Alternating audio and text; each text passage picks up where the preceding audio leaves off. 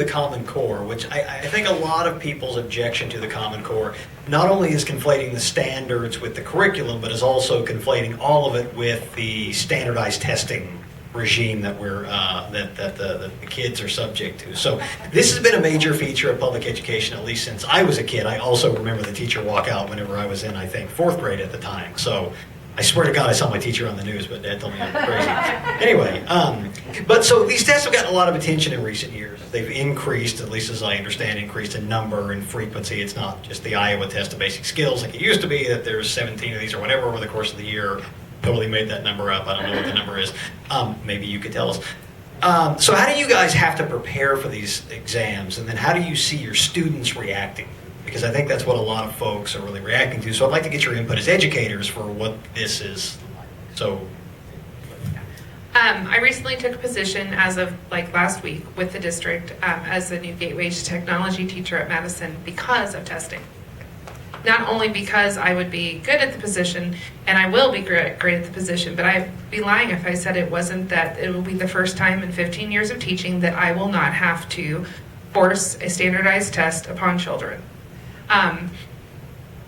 When I was teaching 5th grade, that was one of the biggest burnouts of teaching 5th grade, was because at 5th grade and 8th grade, they have to take reading, math, science, social studies, and writing. Besides the fact that those are 5 very high stakes tests, and it is a lot of testing, it's a lot of test prep. Basically, right before, after Christmas, in those grades in elementary, they automatically start test prep. And if it starts already, the review for the year, and the year's just half over. And then, especially after spring break, those kids, and this is something that's, we've got to push this, we've got to do this, the kids have to do it. And so you don't do anything for March and April until testing, because all you're doing is test prep. You're getting these kids ready. So even if you try not to put pressure on the kids for the test, even as young as 3rd grade, they know it. Last year when I was teaching 3rd grade, about February, we hadn't even really discussed it, but because they had heard other people talk about it, I had children that were sleeping with their parents that had never had before. I had kids who weren't eating well. I had kids who were having nightmares because they were so worried that they would not pass that 3rd grade reading test and would have to do 3rd grade all over again. They're 8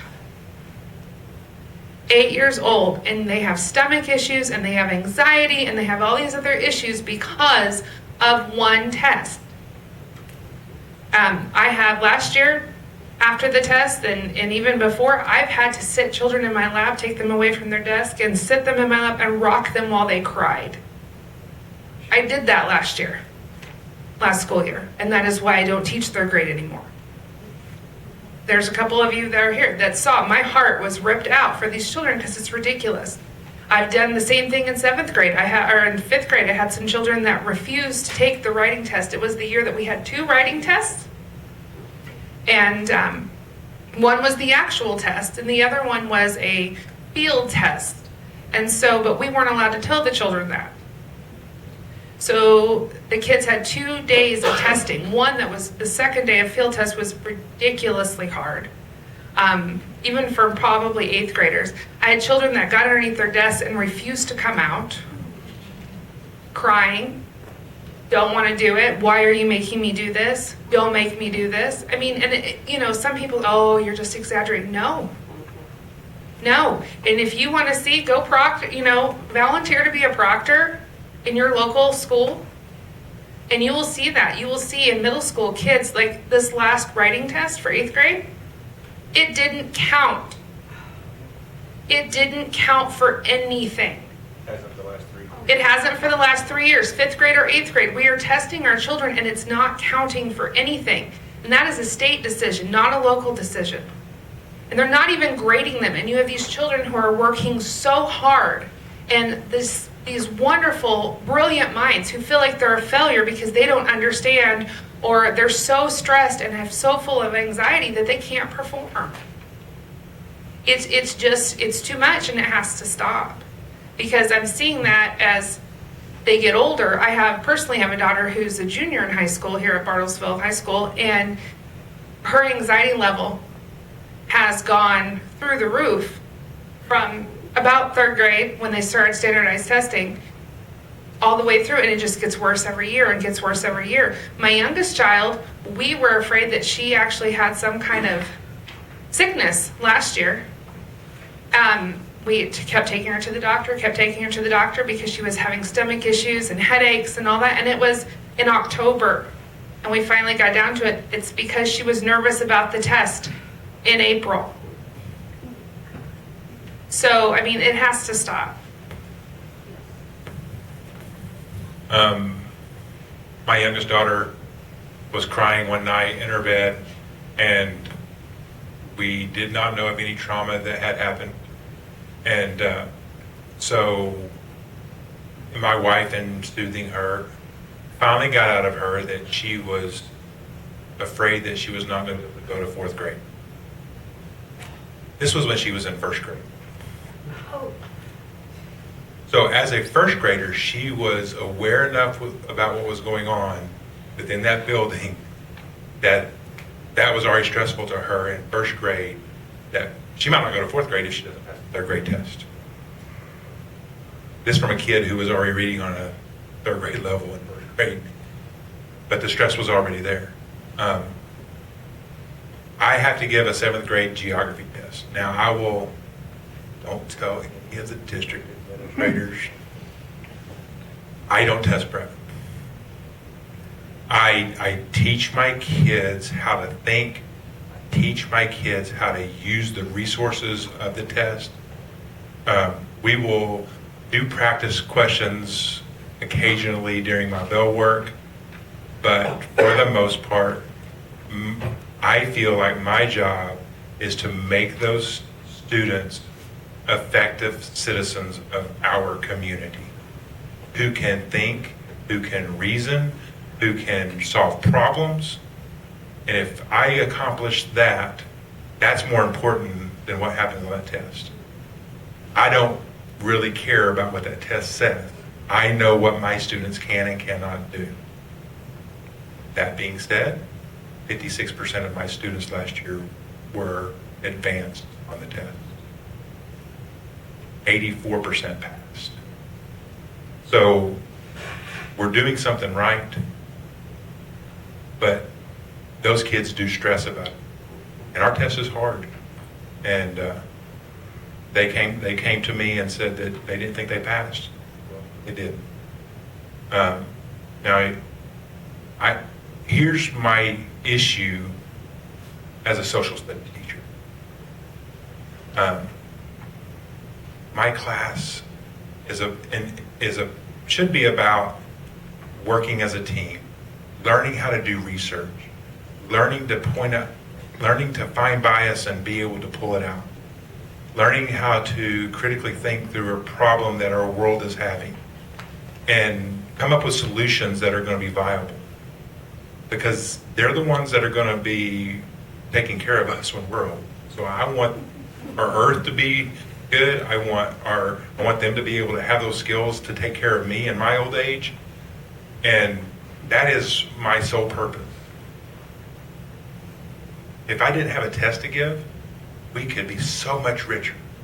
We could expand more of what we need to do because I don't have to make sure that they know this little mundane fact about the Aral Sea. Research is going to be their best skill. In our time, we have all the knowledge at our fingertips. My job is how to wade through that information for good information and bad information. And that test, picking out A, B, C, or D, is not that skill. In ConocoPhillips, I don't think any of you that work for ConocoPhillips, has anyone set a piece of paper in front of your desk and asked you to answer A, B, C, or D? Okay. I'll just.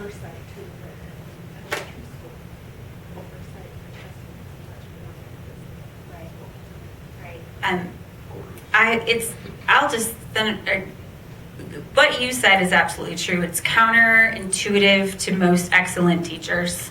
It's just not what we want to do. But at one point, there was also fear that that would be attached to our teacher leadership evaluation, which, there's all sorts of talk about what would that mean. Would you get to keep your job? Would there be bonus pay? All that kind of crazy stuff. So that instills stress and fear in teachers of my kids better do well on these tests. And there are certain children that do better on them than other children. And it doesn't matter necessarily how great their teacher is. It just, those tests are harder for some kids. Teaching first grade, do not have to give a standardized test, but I will briefly tell you how that trickles down, because I started teaching kindergarten years ago and then quickly realized I was no longer teaching kindergarten, I was teaching first grade, because it gets shoved down. And as an early childhood educator, what I've noticed is we used to say developmentally appropriate practices, which are what's developmentally best for a child at that age. What I've watched happen is that the high stakes testing, even though we don't give it in pre-K for kindergarten first, second, there is a trickle down of the stress of getting them ready to pass that third grade reading test, or to get them ready for the standardized test when they are in third grade. And teachers are a lot of times doing practices that, again, are counterintuitive to what they know is best.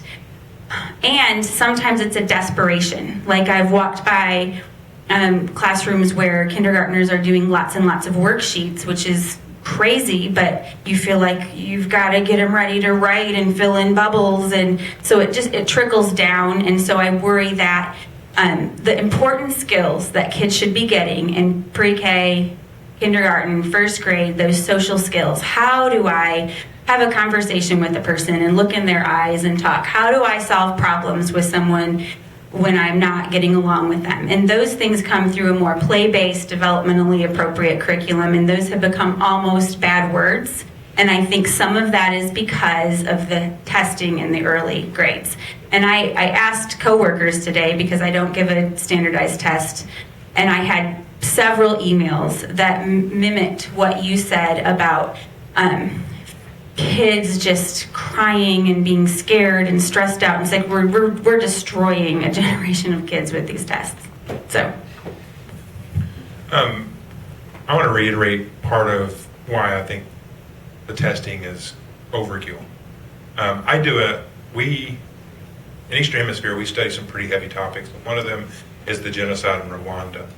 And my lesson that I do with the genocide in Rwanda, we basically take the 6 groups that were involved, everyone from the Belgium settlers to the Hutus to the Tutsis and so forth. And there are 6 organizations, the United Nations. I happened to be being observed one day, and I didn't think it was a big deal because it was just always what was happening in my class. But a group of students who were just having this phenomenal conversation about and debating on why the Belgians were more at fault than the Hutus, and really the United Nations should be here, and they were having this great conversation. Every kid at that table was a special ed student.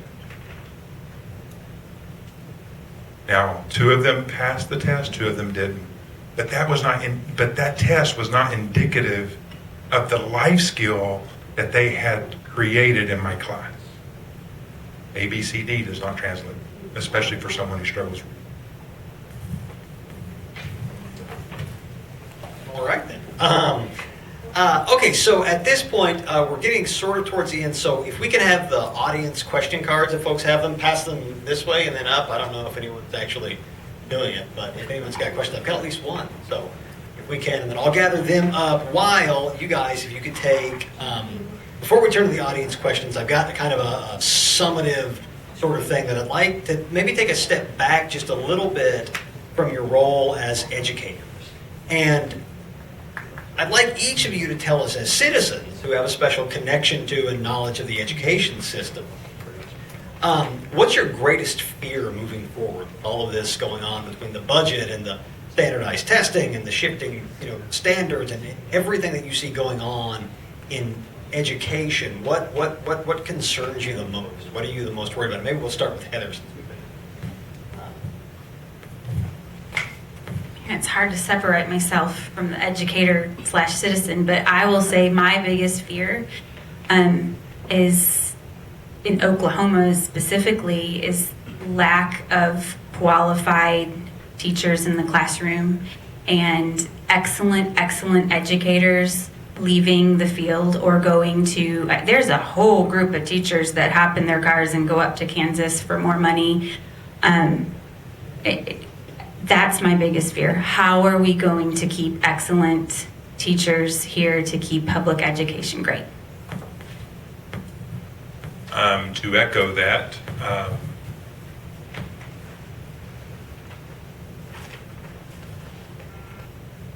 sorry. My biggest fear is that I will not be able to continue doing what I love where I am right now because my two-teacher family cannot afford to support our family. Very shortly, if something doesn't change in our state, I assume that we will be one of those statistics that go to Texas or leave the field. And it's not what I want. My passion, I hope tonight that I conveyed my passion for what I do on a daily basis. But right now, the state of Oklahoma is not being fair to my family. Period. I'll echo that as well, Brian. I won't be leaving the state or anything because of our family, and my husband has a business here and family here. But, you know, as a person who has one child getting ready to go to college and another one shortly thereafter, you know, if things don't change, my fear is that I'll have to leave what I love. And I've had plenty of chances in the past few years alone. However, it's not my calling. And that's what I always say. And that if you see the teachers who are really diehard and love their job and they love their kids, it's a calling. It's not a job choice. It's a calling. And that's what worries me even now this year, having emergency certified teachers in our district.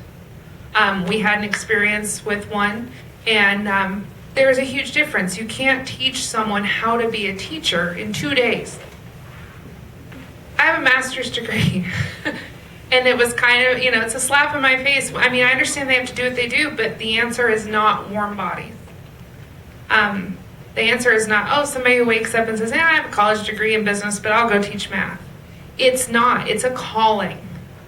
And we need to call those people back to Oklahoma. We need to be able to make where they can make a living so that we can have the best for our kids and the best for those people. But I agree. If it continues to go this way, I've already told my husband, I don't think there's a whole lot longer that we can stay in it.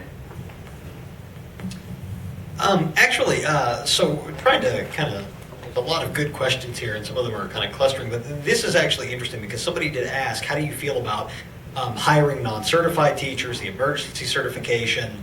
I've seen a couple of things. I'm not sure what their status is about lowering the qualification thresholds for teachers.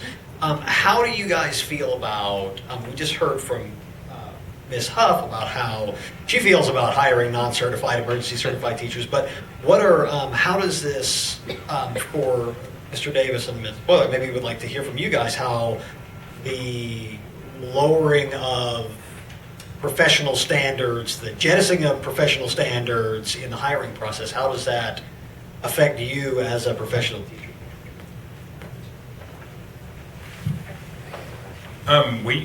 We've had a couple of situations in my family this year where my very talented daughter has really struggled with some teachers who just have not been trained, and it's really just, and they're not learning as much as they could in that subject matter because they're not trained in teaching techniques. We really need to, if we're going to go down that road, there needs to be more mentoring, more one-on-one, which we're losing our learning coaches, and those were the people who were doing it. and we're losing those people next year. So once again, in our district,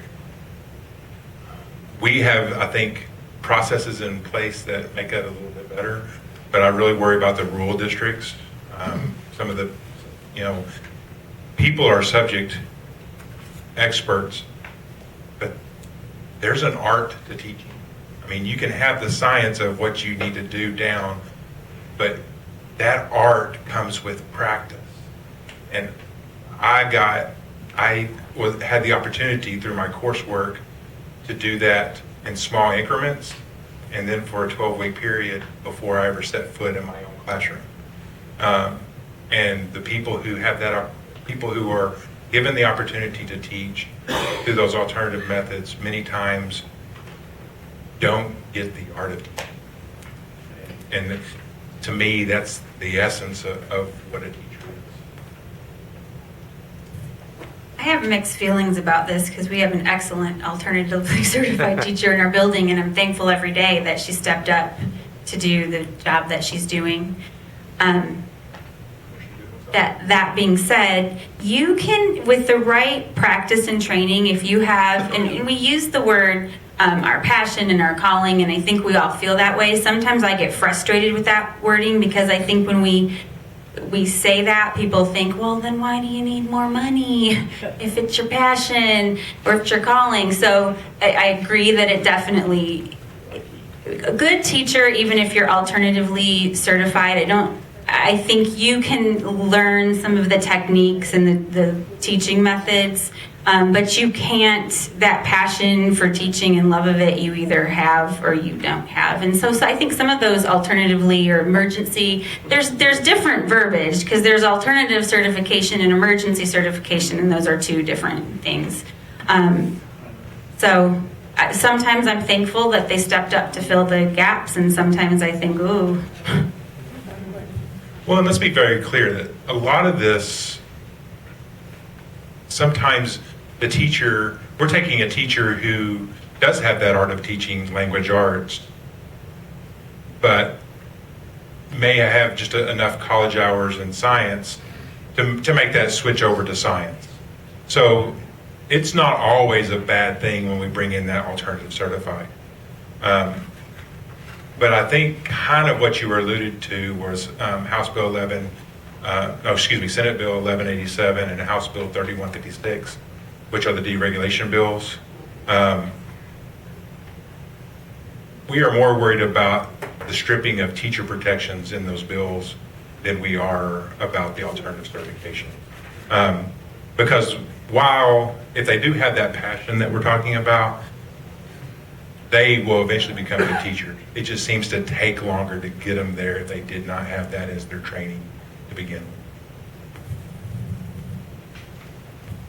Okay, so I think we've just got time for one more. There's a lot of really good stuff I'd like to get to, but there were three of these that sort of clustered together, and I think it will kind of sum up pretty nicely what we've been talking about. So as we're facing a teacher shortage and facing problems with perhaps having as highly trained or highly credentialed professionals as we could in the classroom, as you're seeing larger class sizes, what are the longer term impacts on the students as we lose this one-on-one time, as we lose the time to deal with behavioral problems, et cetera? And are we seeing, increases in high school dropout rates, or, from just a data perspective, or what kind of impacts are we starting to see now from these kinds of problems that you guys are aware of? I don't have much to say, but in our district, I haven't seen a lot of them yet. Like we've said several times, Bartlesville Public Schools has done a fantastic job of trying to limit what happens in the classroom as far as how we're affected and how the students are affected. But I think in the future, they're not going to be as well prepared. We're going to do everything we can, but if we cannot fund our future, what's our future going to look like? We need to be able to put money into extra activities and extra things that they can do to educate the whole child, because we're already cutting back now. It probably won't be long, especially if this deficit continues before we start taking down those extracurricular things that educate the whole child, where, music or athletics or different things like that will start to go away because there's nothing left to cut, as we've talked about. So those types of things that educate the whole child all the way through, those will go away. And we won't be able to educate the whole child anymore. And that is a scary future for me. Piggyback on that, one of the questions that I posed to our administrator about next year, like I said before, our shortfall, our fund balance is at bare bones. So if we have more revenue failures next year, what's on the table? And he said everything. And that includes arts, that includes extracurriculars, that includes athletics, that includes transportation. So if we're looking at cuts next year, like we have this year, there's nothing that's not on the table. I can see the faces of 6 kids in my classes right now that if it wasn't for choir, she wouldn't even try to come to school. If it wasn't for the prospect that he gets to play football next year, he would not be working to keep his grades up this semester. Because he knows that in his 8th grade year, that this semester is eligibility for the beginning of next year. I have one kid, it's wrestling. I have 2 other kids, it's basketball. If those things go away, those are the kids who are going to suffer because they put out the effort so that they can do what they love. Because I've seen periods of several of those shut down when those opportunities were taken away from them temporarily. So once again, it goes back to that whole child. And I think some of those could be in danger. When you first read that question, I thought, well, nothing's going to change in my classroom because really teachers that are very committed to what they do and are like so many of the teachers in Bartlesville, we're still going to try to reach every single child where they are and do the very best we can. But as we started talking, I thought about those extra things that are so important. I'm seeing Alex Clausen sit back there, and I'm thinking about the music program, and I'm thinking about my own kids and how important cheerleading and football, those things are part of, again, developing the whole child. So that part of it's a little scary. Ms. Tresner, it scares me when my oldest daughter comes in and you're doing lessons to figure out how to shorten your program because the money may not be there next year. Exactly. And that's my daughter's passion, is the writing. Christian, can I say one thing? When I first moved back to Bartlesville in 2002, I became a substitute teacher. And one of the finest classrooms was Mr. Davis's. When I would substitute his class, the kids were always excited. And from hearing the other 2 speakers, they were probably the other ones that I would say. There's like 1 or 2 in every school that I just loved teaching at. And one of them was going to medicine and teaching Mr. Davis's class. They're always excited